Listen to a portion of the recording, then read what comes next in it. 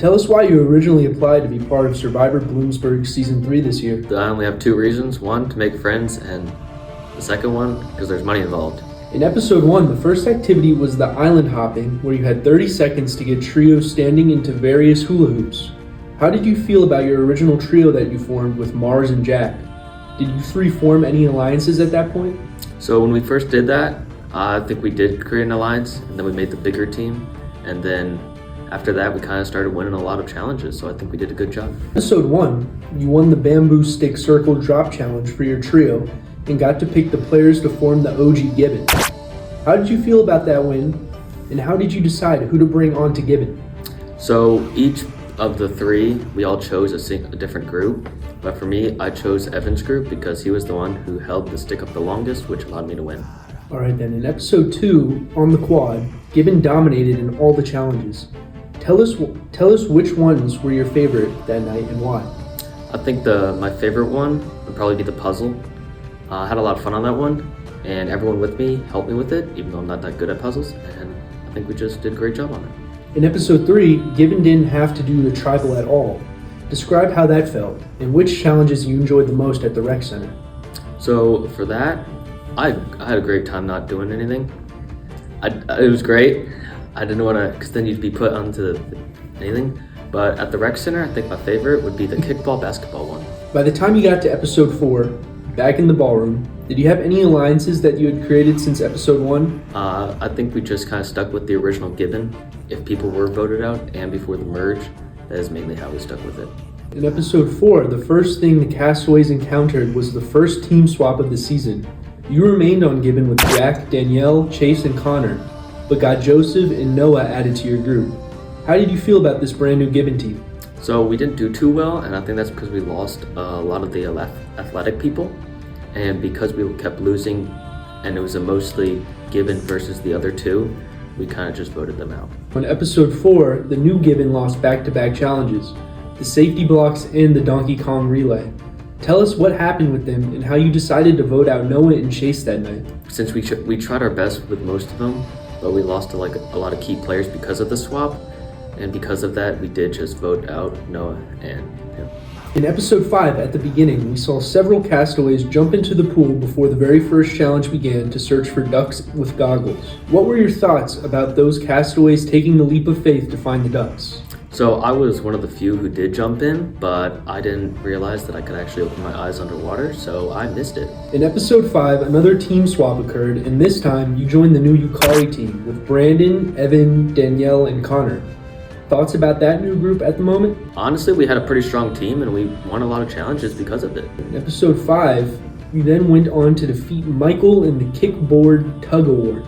How did that feel? Felt great. In Episode 6, at the sports field, the new Yukari dominated at most, if not all, the challenges, which speaks a lot to your athleticism. In the first challenge, Tire Crawl Relay, tell us what you did in order to help your team. So for the first challenge, it was kind of like confusing. It was just a long, continuous process of them. But the tire, when it came to it, and we were the first to get it, I chose the smallest one, which turned out to be really heavy, and I think that's what made us choose smaller than most of the bigger ones. And in the third challenge, Bamboo Squares, Yukari tied for first place. What was the strategy that worked for you all that night? I completely forgot that one. Unity. In Episode 7, how did you approach the voting process with 19 players all attending Tribal Council together for the first time? That was a lot of people, and I think we did pretty good. It was sad to vote out a couple of our friends, but it just happened. In Episode 7 at Redman Stadium, what were your favorite challenges and why? I think my favorite challenge was the throwing of the spear torpedo type thing. Honestly, I would have won if hopes did not bounce, but overall, I think it was fun. Episode 8, walk us through how the Steal the Wig challenge was for you. I did pretty good. I managed to block one of Joe's blows to my head, but apparently swiping the wig off your head does not count. You have to hold it, and I think that's why I lost. In Episode 8, you were paired with Blaine for the Elevated Souls challenge in the ballroom. Tell us how that felt, and why you two were able to complete it successfully. Yeah, my legs hurt on that one. I could not get up, but I think the way we did it so well, honestly, we just distracted ourselves. We talked about our hobbies, favorite things, favorite foods, just anything except what we were doing. Did you make a friend in Blaine that night too? I think I did, yes. Well, we had a friend in Blaine because we were in Gibbon the whole time. How did you end up deciding to choose Ethan Wilkins as your friend for the Special Friends episode? What made you two work so well together? So I was planning on choosing someone else, but he couldn't show up because he had chest inflation or inflammation. I chose Ethan because we met like first time here, and he was a pretty cool dude. We're both in the same business class, so. In episode 8, you and Ethan won the Croquet Mallet Domino Balance Challenge at the Rec. Tell us how you decided who was doing what role and what it felt to have the necklace after winning. The way we chose the role is he told me that he fished a lot, so he knew how to keep a steady hand. And it felt great winning a challenge, even though I've never actually won a challenge to get a immunity necklace. Yep. In episode 9, you chose the Dead Bug Wall Press, but were the first one to drop out of the challenge. What happened? When I was doing it, he never said which leg I had to use in the beginning when we were laying down, and my left leg had a really, really bad cramp. So I planned on using my right leg, but the second I got down there and we were all getting ready, he was like, oh yeah, you gotta use your left leg. So I was screwed from the start. You found various advantages around campus on the sports field as well as on lower campus. Tell us how you discovered them and how you used them in the game. Sorry, Cora. So the ones that you were searching for on the field, I found those. And when you were talking to me about you couldn't find them, I was like holding there and just keeping them in my pocket.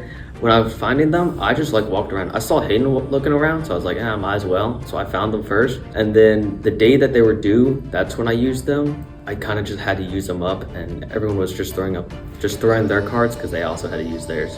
What advantages did you find? So I got 2 cards, and they were both use an extra vote. Episode 10, with only 8 players left in the game, you came in last place in the first immunity challenge, Hungry Monkeys. What happened?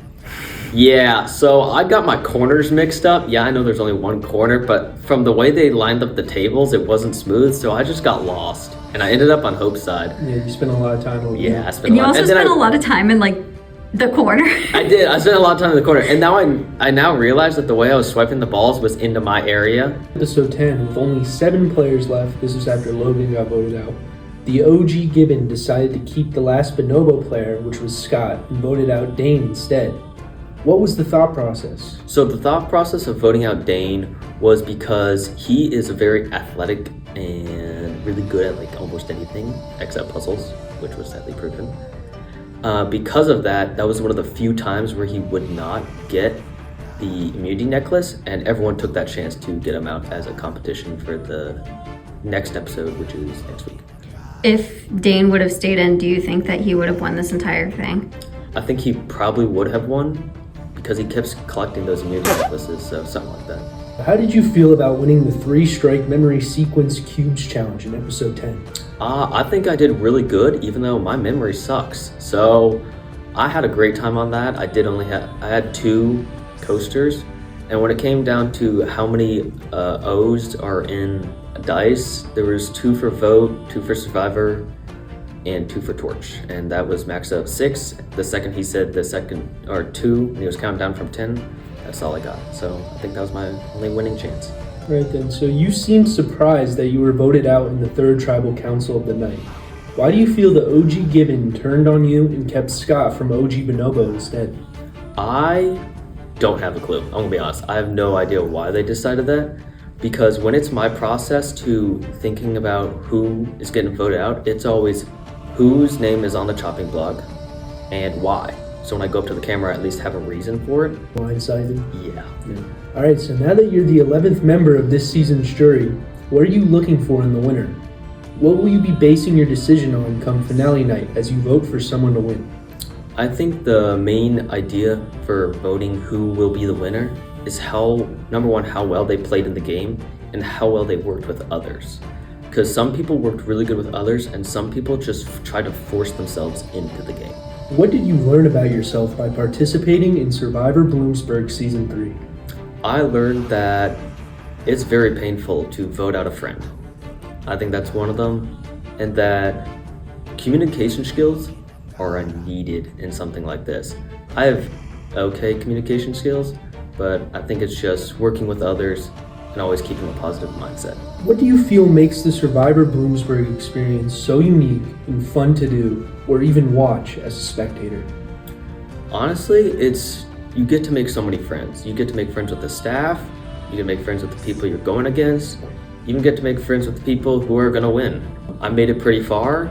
I wish I could have gone further, but I'm still gonna be friends with the people who, even though they're probably seniors and leaving, but I might stick with them even after they leave. Is there anyone you would like to thank who is supporting you in the campus competition? Family, friends, any shout outs? Shout out to Jacob Lugo. He kept kicking me on and wanted me to win. And shout out to Danielle for driving me all the way up to upper campus. If you could tell other students why they should consider applying for next year's Survivor, Bloomsburg Season 4, what would you tell them? You get to make friends even if all their classes are online, and there's money involved. I mean, like, who doesn't want free money? Hayden, my friend, any final thoughts? The greatest betrayals never come from the enemy. Epic. That's fire.